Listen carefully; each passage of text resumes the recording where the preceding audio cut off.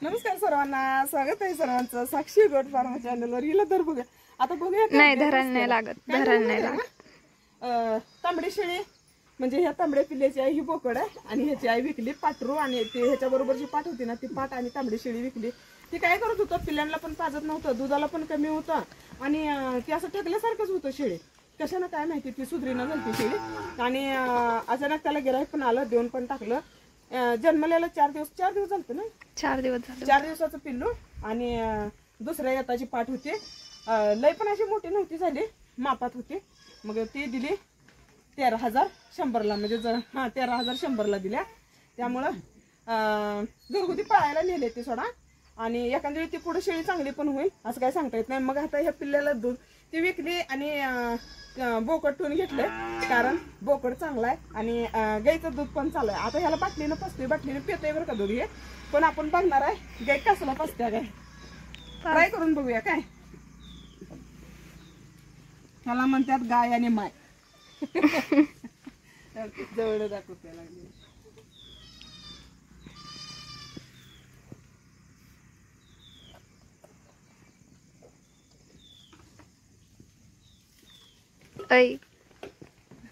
गायला पुढे धरलं नाही काय नाही, लय म्हणजे लय शांत गाय आहे बरं का आमचं. पिल्लू पण आमचं लय शान आहे.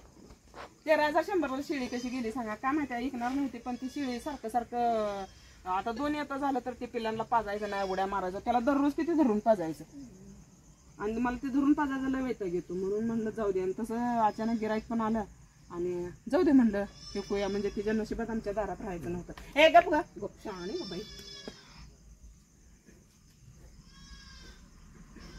गप गप. हो हो,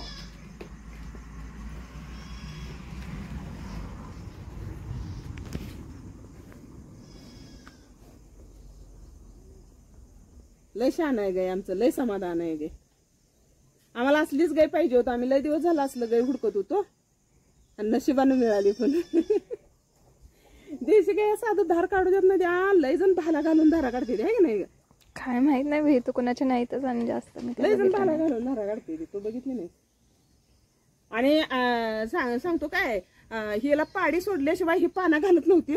आता ह्याला ही पिल्लू पे लागला का पाना घालते.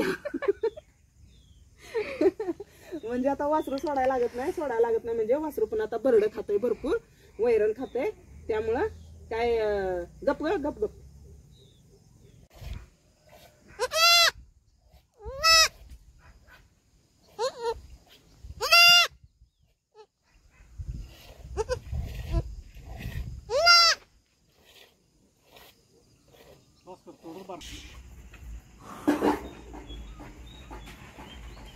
पाच 6 दिवसाचं आहे ना. हे कुठलं मांजर आलं, ते अंडी खाते ना म्हणतात, रोज अंड्याला येते इथे.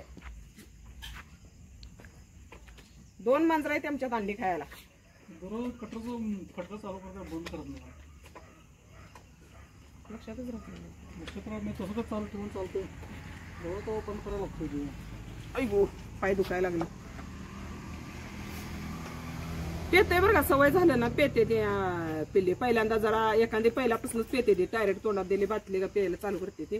एक जरा दमवते ती 1-2 दिवस, नंतर पेते ती. आता ह्या पिल्ल्याला कसं इलाज नाही, ह्याला आईच नाही, त्यामुळे ह्याला प्यावंच लागणार आहे. आणि जरी हे पिल्लू दिलं असतं तरी पण ना त्यांना वरण दूध घालावं लागलं असतं. दोन्ही पिल्ल्यांना दूध पुरत नव्हतं बरं का, शेळीचं पुरत नव्हतं त्या शेळीचं.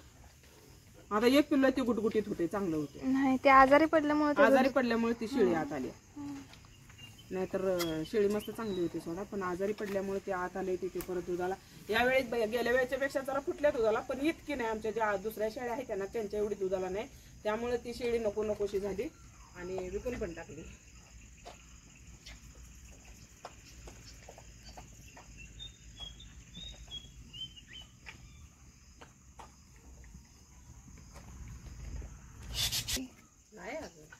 नाही काय नाही.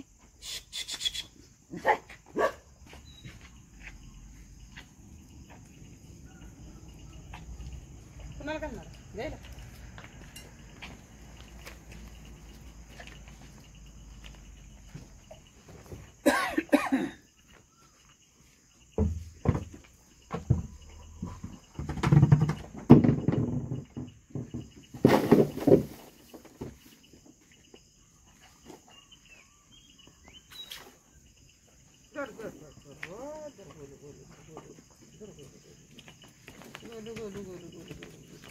कुठं चाललायस घर काम आता